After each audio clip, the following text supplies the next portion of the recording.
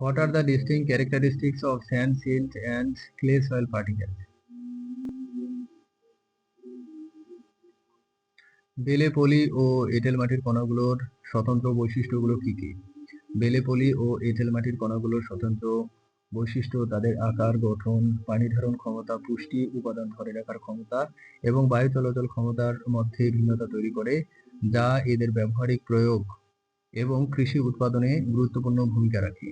The distinct characteristics of sand, silt, and clay soil particles create difference in their size, structure, water retention capacity, nutrient retention capacity, and air movement capacity, which play an important role in their practical application and agricultural production.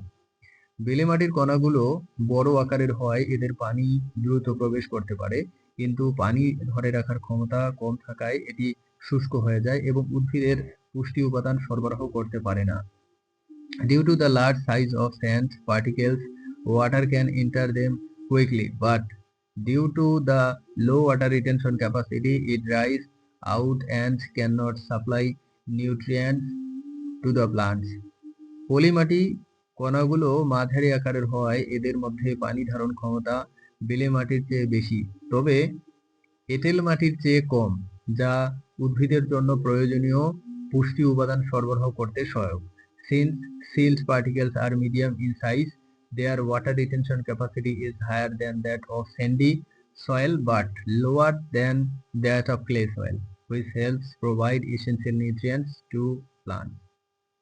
এঁটেল মাটির কণাগুলো খুব ছোট আকারের হয়, এদের মধ্যে পানি ধারণ ক্ষমতা অনেক বেশি, তবে বায়ু চলাচল কম থাকায় এটি উদ্ভিদের শিকড়ের শ্বাস-প্রশ্বাসকে ব্যাহত করতে পারে এবং মাটি শক্ত হয়ে যায়।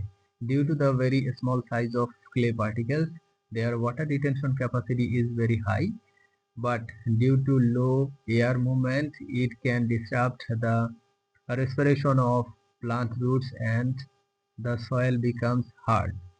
মাটির এই তিনটি কণার বৈশিষ্ট্য কৃষকদের ফসল নির্বাচন, সেচ পরিকল্পনা এবং সার ব্যবহারের কৌশল নির্ধারণে সাহায্য করে, যা ফলন বাড়াতে এবং মাটির স্বাস্থ্য রক্ষা করতে সহায়ক।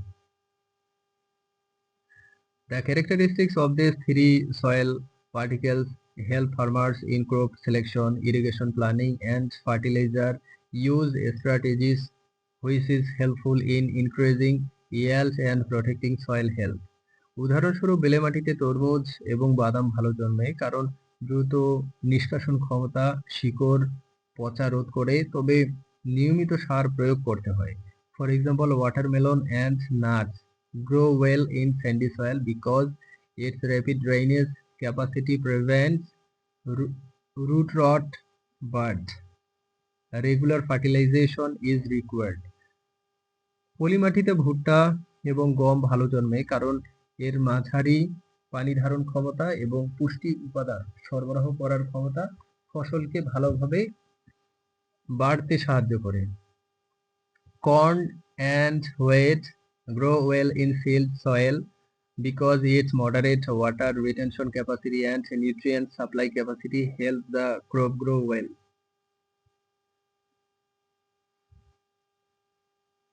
এঁটেল মাটিতে ধান এবং পাট ভালো জন্মে, কারণ এর উচ্চ পানি ধারণ ক্ষমতা এই ফসলগুলোর জন্য প্রয়োজনীয় জল সরবরাহ নিশ্চিত করে। Perry and jute grow well in clay soil because its high water retention capacity ensures the water supply required for these crops.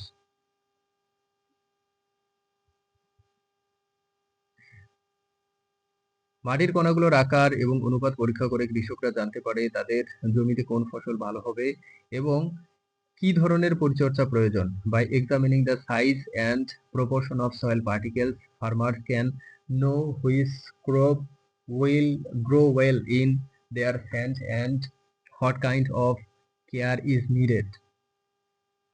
জৈব সার এবং সবুজ সার ব্যবহার করে মাটির কণাগুলোর বৈশিষ্ট্য উন্নত করা যায়, যা মাটির স্বাস্থ্য এবং উর্বরতা বাড়াতে সহায়ক। The characteristics of soil particles can be improved by using organic fertilizer and green manure.